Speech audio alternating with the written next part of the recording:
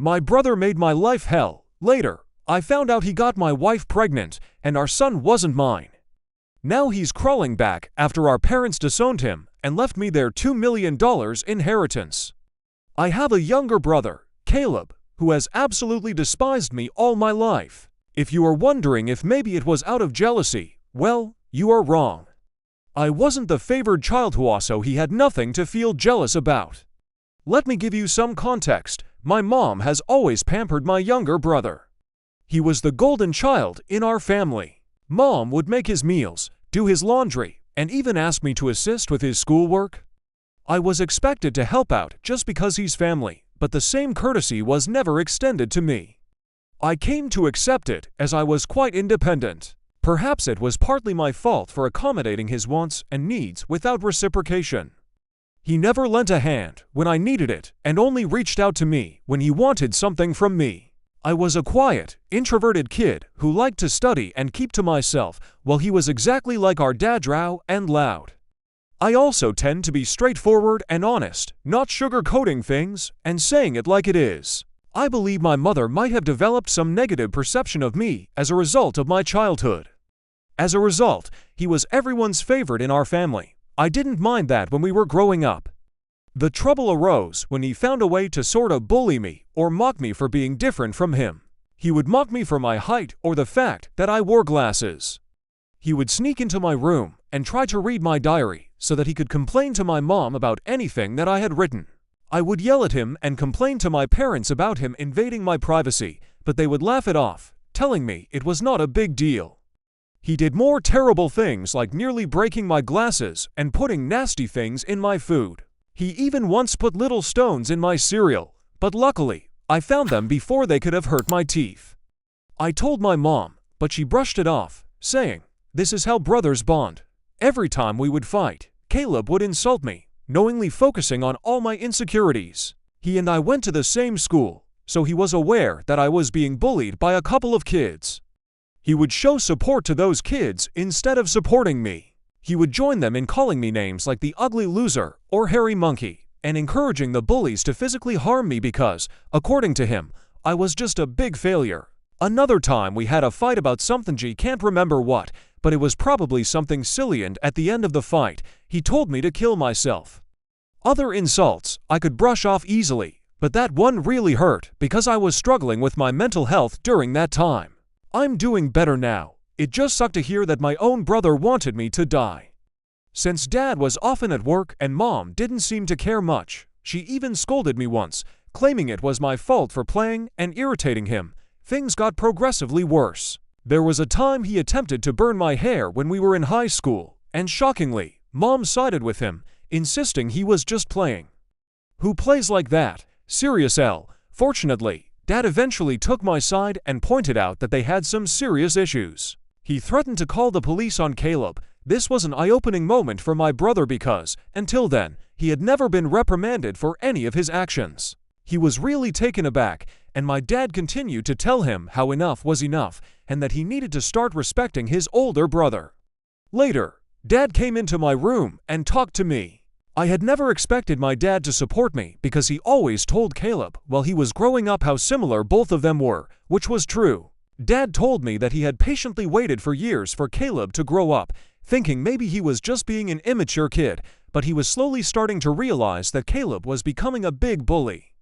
When I heard my dad say this, I felt so validated that I almost broke down in tears. I confessed to my dad everything that Caleb had done to me over the years and even opened up about the bullying in school.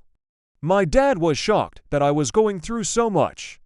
The next day, he went and talked to the principal so my bullies could be warned about severe consequences if they continued. Later in the evening, my dad enrolled me in MMA at our local gym. He told me that I needed to man up and stand up to bullies in my life. I'll admit that a nerdy kid like me trying to learn to fight must have been laughable to watch. However, like everything in my life, I am very focused when I want to learn something. I carved out time for my studies so I could work out every day and go to MMA classes. Not to brag, but it completely changed my life and my physique. One day, Caleb was at it again. He had stolen my pocket money, which we used to get if we helped our parents with chores. I had been saving my money for quite some time. Caleb had sneaked into my room and taken my money. I caught him when he was about to cycle off with his friends. I firmly told him to give me back my money since he knew stealing was wrong, but Caleb snickered and taunted that all I could do was run to Daddy for help. I don't know what came over me, but I gave Caleb a resounding punch to his face. He was stunned in silence as he fell backward on the ground. I picked him up, took my money from his trouser pocket, and then threw him back down on the ground. Caleb started to cry loudly, like a little baby. It was comical to see a teenage boy crying on the ground. However, my mother came running out the door, hearing her baby boy, to help him up and find out what had happened. When she learned that I had fought with him, she was surprised and then started to reprimand me. She told me that as an older brother, I should teach better things to Caleb, while Caleb seemed to be enjoying seeing me being chastised. My mother also complained to my dad about how I had thrashed Caleb and how I needed to be controlled. My dad grimly asked both of us to explain ourselves. I told him how Caleb had stolen the money that I had worked hard for and saved up, while Caleb attempted to justify how he needed the money for a date and that, as my brother, I should help him. However, Dad told Caleb that he was lucky that I just punched him for stealing my money because anyone else would have called the police on him. My dad continued to tell Caleb how he had no right to take others' things without their consent. Caleb didn't like that and started to throw a tantrum, probably wanting our mother to side with him, but Dad remained firm. When Caleb realized that I was not going to be punished for punching him, he screamed how much he hated me and then ran back into his room and locked himself in. Since that incident, Caleb maintained his distance from me. He had finally realized that he could not bully me anymore, and even Dad was not supporting his antics. For the first time in a long time, I felt we were equals. Even though he could not physically hurt me, he would try to verbally say nasty things to me when he knew our parents would not be around. It definitely got worse as he got older. It felt like each year he became angrier and had a shorter fuse. If I approached him to ask something, he would simply ignore me to my face and walk away out of the room, calling me a nerd or a loser under his breath. If he wanted to say something to me, he would only go through our mother, who would relay the message. I would question my mother as to why Caleb could not just talk to me if he wanted something, and she would implore me to be more understanding. I had no clue if this was just him going through puberty, and I had to wait it out, or if he actually truly hated me. I used to be able to deal with the things he would say over the years, but it got to a point where I just wanted to move out of home to get away from him. I would go to my mother countless times asking if she could mediate a sit-down conversation for all of us to talk it out, but she always refused, saying she didn't want to get involved. I even asked for her opinion on why he treated me that way, but she would just brush off the question. Eventually, I went away to my dream university, since I was a great A student and was even qualified for a scholarship. My dad threw a party for me, and my mom seemed proud of me also. However, Caleb remained aloof and distant, barely acknowledging my achievements. The day I left for university was a mix of excitement for the future and relief to escape the toxic environment at home. The first few months at the university were liberating. I made new friends, enjoyed my classes, and started to build a life separate from the oppressive atmosphere I had experienced growing up. The constant fear of Caleb's verbal attacks lifted, and I felt a newfound sense of peace. I began dating my wife, Karen, when we were both in the second year of our university. My friend introduced us at a frat party, and we clicked right away. Coming from a religious family, having kids without being married was a big no-no. However, we found out she was pregnant when we were in the last year of our university, which prompted us to get married as soon as we graduated. Our wedding was a small but peaceful ceremony. Our parents were happy for us, and we had a good time at our wedding. At that moment, I believed she was the love of my life. I always held the mindset that I wanted monogamy and leafy-owned women to come home to and be with for the long haul. Despite women trying to engage with me over the years, I never pursued anything because I was genuinely content in my marriage. Karen was my dream girl, and I never wanted to hurt her. However, over the years, there were 2 occasions when I discovered she was being unfaithful in our marriage. One was an off-and-on affair that lasted a few years with her married coworker, and the other was a fling with an ex she had dated in high school when she went to visit her family states away. I'm sure there will be people who might call me foolish, and looking back, I can't really deny it myself. After a period of separation in both situations, I made the decision to forgive my wife. I never wanted to raise my child in a broken home, and I genuinely believed we could overcome these challenges. We were quite young when the situation with her coworker occurred, so I chalked it up to youthful mistakes and not thinking things through. For a while, things seemed okay with us. I could never fully trust her, but I tried my best to push aside my doubts because I knew that if I chose to forgive her, I had to work towards moving past it and starting with a clean slate. It's been for years since the second time she was unfaithful, and I felt like I made the right decision by giving her a chance to show that she still wanted to be in our marriage. For years, Karen seemed to have changed, and we were genuinely happy with plans set in motion for the future of our family.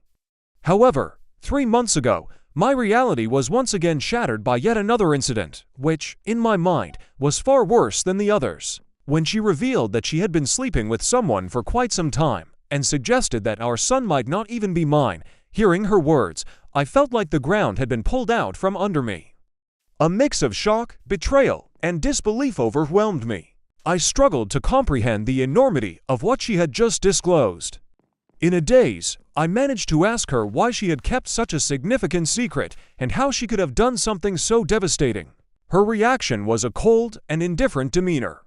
She seemed detached, almost unbothered by the pain she had inflicted. Her responses were vague, leaving me with more questions than answers. It was a surreal and painful moment, confronting the shattered trust and the uncertainties about my own family. I continued to ask Karen to tell me the truth because I felt like I deserved to know the father of the child since I had been literally raising our son since the beginning. In the end, she admitted that it was Caleb. My eyes widened in shock as I asked her what exactly she meant by that.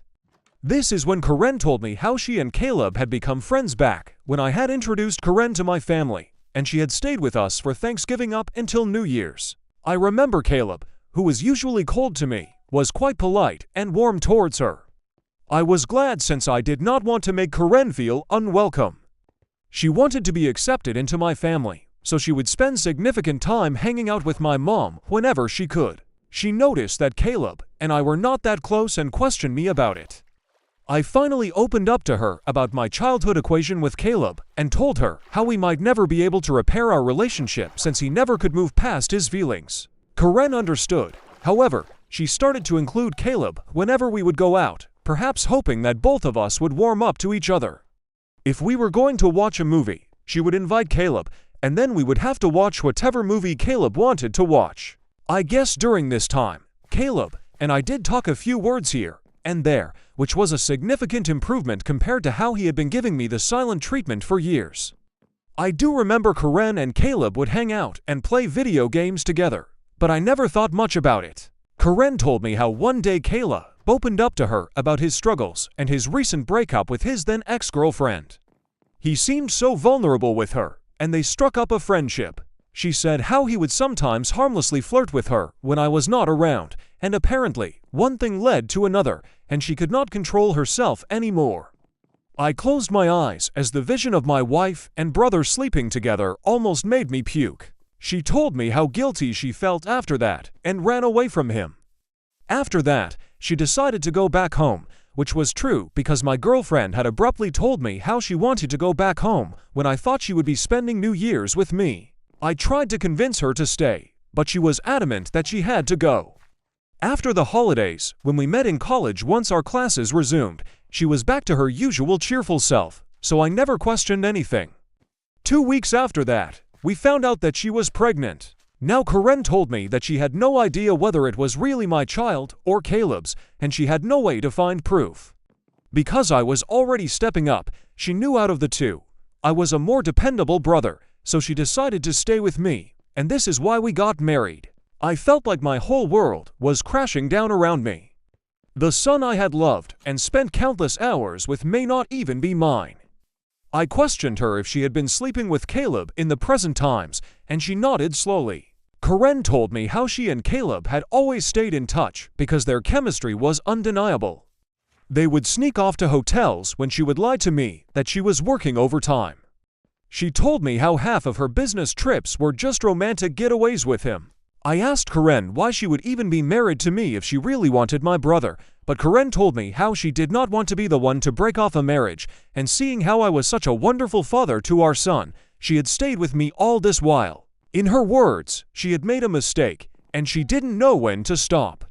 I simply told Karen that I was glad that she told me the truth, and that I was going to pack up and move out. Karen started to cry and ask for my forgiveness, telling me how I was supposed to scream and yell at her, but here I was calmly thinking of my next move.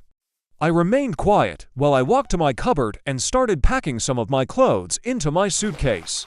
Karen kept saying how if I really loved her, then I should try to at least fight for her, and mistakes happen in every marriage. When she realized that I was not going to do anything, she changed her tactic and told me how my son would be affected if we got a divorce and how children should not be brought up in a broken home. I reminded her how I may not even be the father, which then reduced her to tears, and she started to yell at me about being cruel and how I could easily walk away when I had been there for the child since his birth. It seemed like my wife believed there was nothing that could make me want out of our marriage. I guess it was partly my fault for letting a lot slide in the past. While I did have some love for her, it felt more like it stemmed from the fact that I thought we had a son together and had been together since college. Karen continued to claim that it was not too late and that we could work things out, but I struggled to believe it and felt like I had no more patience to deal with her. Trust was a major issue for me, and her words felt empty. Even if I forgave her, I could never forget that she had slept with my own brother. I have always believed that people could make mistakes and be forgiven because we're all flawed, but this went beyond a certain limit. I left her crying on the doorsteps and checked into a hotel. The next day, I went straight to my parents and told them everything about my wife's affair with Caleb and how they had been sleeping together for years behind our backs. The shock on their faces was evident. My mother, true to her nature, initially tried to defend Caleb, telling me that this could not be true since her boy could never do something like this to his own brother. Determined to expose the truth, I requested my parents to remain silent and allow me to call Caleb right in front of them. I told them to not make a sound, since this is how I could expose Caleb's true colors. I wanted him to think that it was just a private conversation between us, so that he could hopefully let his guard down. As Caleb picked up, I laid it on to him and confronted him with the revelation of his affair with my wife. Initially, he denied it vehemently and refused to accept it. Then, when I told him that Karen had admitted to everything, he started to blame Karen, labeling her as characterless. He told me that it was not his fault if women were attracted to him and that he was the better-looking brother. I told him firmly that I was going to expose him in front of everyone. When Caleb mocked that no one would believe me and that he was the golden child anyway, I scoffed at his arrogance and thanked him for confirming the truth since our parents had heard everything. Caleb went quiet and then spluttered to explain himself, stumbling over his words in an attempt to salvage his image. My mother, still grappling with the shock, demanded an explanation from Caleb. He stuttered through a feeble attempt to justify his actions, blaming everyone else but himself and desperately trying to shift the blame onto Karen. I could see my mother, who was once protective of her favored son, now felt a mix of disappointment and anger. In that charged moment, I felt a strange sense of vindication. For years, I had endured Caleb's torment. Now the truth had come to light, and the roles were reversed. It was Caleb who stood exposed, his actions laid bare for everyone to see. As Caleb's words faltered, my father, usually reserved in his expressions, couldn't contain his disappointment. He asked me to pass him the phone and went off on him. Caleb, he began, his tone heavy with disapproval. What you've done is not just a betrayal of your brother, but a betrayal of this family. You slept with your brother's wife and continued to sleep with her even after they got married. Your actions have consequences, and they have irreversibly damaged the trust we had in you. I raised both of you to value family, loyalty, and decency. What you've shown today goes against everything I've tried to instill in you. He paused, letting the weight of his words settle on Caleb's conscience. The disregard for your brother's feelings, the lack of respect for the sanctity of his marriage, it's unacceptable. You've not only hurt him, but tarnished the bonds that hold us together as a family. I feel like your mom and I are to blame for what you have become now, and we will no longer let you get away with this behavior. Starting today, I am cutting you off from the college funds that I set up for you. You can figure out on your own about your university fees. I will also not be funding your lifestyle anymore. You think it makes you more of a man to sleep with married women? Well, now let's see what happens to you when you don't have my money to depend on. I, on the other hand, maintained a composed demeanor throughout all this. Although I initially wanted to scream at Caleb, watching my dad punish him was the ultimate vindication. I had exposed his true nature, and it was clear that he had underestimated the consequences. My mother, Caleb, persistent in his protests, continued to justify himself, but my father swiftly ended the call, shutting down Caleb's attempts to explain away his actions. My mom came up to me and hugged me. It had been a while since we shared such a moment, but in that embrace, there was unspoken understanding and support amid the family turmoil. She apologized to me that she had not believed me all this time. I felt like my 14-year-old self would never have imagined this moment being vindicated and embraced by my mother. After that, my dad helped me find a good lawyer so I could start the legal process of divorce. She and her lawyer tried to fight dirty by asking me for alimony since I earned more than her. But luckily, her affair played heavily in my favor. We also had a paternity test for my son, and it was determined that Caleb was indeed the father of the child. I can't begin to write how painful it was for me to digest this news. It was worse than when Karen told me that she had been cheating on me. I felt so pissed that my son didn't belong to me. However, I guess God works in mysterious ways because I decided to stay strong throughout all this. Karen begged me that I should keep visiting my son since he should not be punished for all this, but I just could not bear to see him. He reminded me of Caleb, and I hated it. After my divorce was finalized and I was finally free, I moved into my own bachelor pad. It felt surreal living on my own since I had gotten married so young and never really lived on my own. However, since I had always been independent, I was quick to adapt to my bachelor lifestyle, and I honestly loved it. 2 weeks ago, my dad called me to let me know that he had been thinking of changing his will since he didn't want to give Caleb anything. If there's one thing to know about my dad, it is that he is extremely stubborn. Since he had made up his mind that he wanted nothing to do with Caleb, he had kept his word. Caleb tried to reach out to our parents and even showed up at their doorstep begging them for forgiveness, but he was not even allowed inside. My mother, who usually caves into Caleb's tantrums, also seems to be done with him, although it must be hurting her the most. Throughout all this, Caleb didn't even once send me a text to apologize for what he had done, so clearly, he didn't even regret it. He was just sad about being cut off from our parents. Well, Dad told me that he would be leaving everything behind to me just to ensure that Caleb doesn't protest later.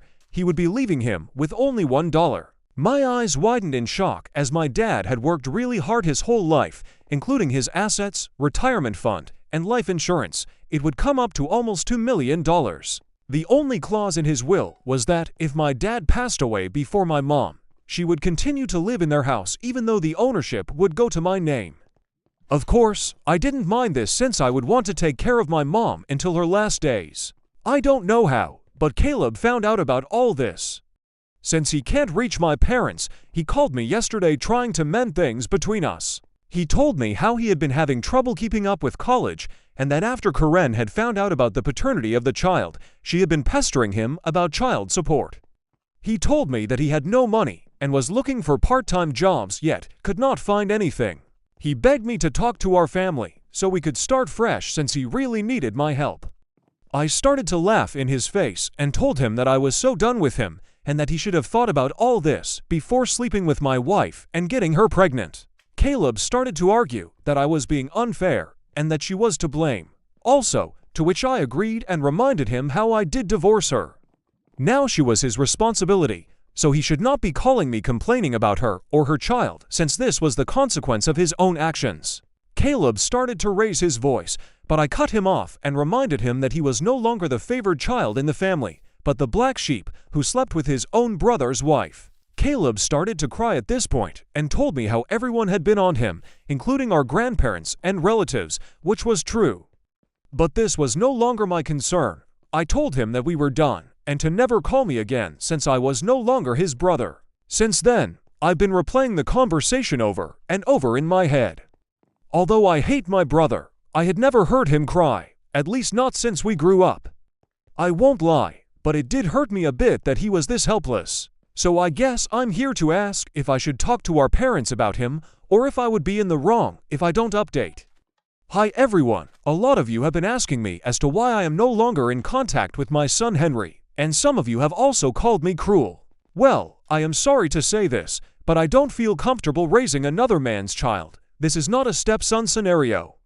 In this case, I was led to believe that he was my son, and then I discovered that he was, in fact, my brother's son. Of course, I am hurt and I have cried over it for days. But then the reason I don't want any contact with Henry is because I no longer want Karen in my life. If I talk to her child, she will find a way to snake her way into my life again, and I need my own space. You can call me cruel or selfish, but I can't see him ever again, or at least until a very long time. Update 2. Most of you have correctly guessed that it was, in fact, my mother who told Caleb about my dad changing his will, and he called me as a last resort to mend things. I did confront her in front of my dad, and she broke down. She told me how I had punished Caleb enough, and that he had learned his lesson.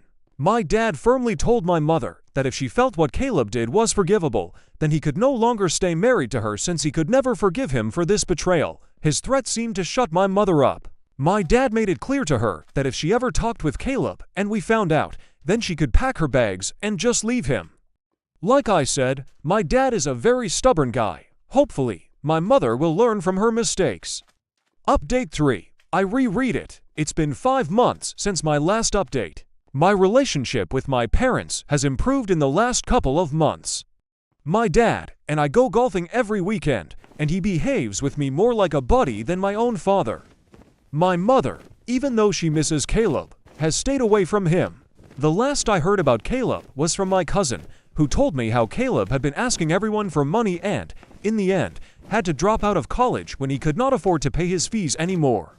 He and Karen are living together, and he even has a job as a part-time mechanic. Apparently, I think they are raising Henry together, which is a good thing, I guess.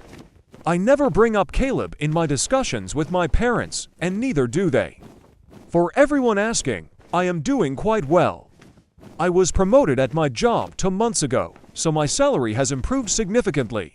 I haven't been dating anyone since I feel like I still need time and space to heal. I've been going for a few therapy classes, so I guess we will see how that works out.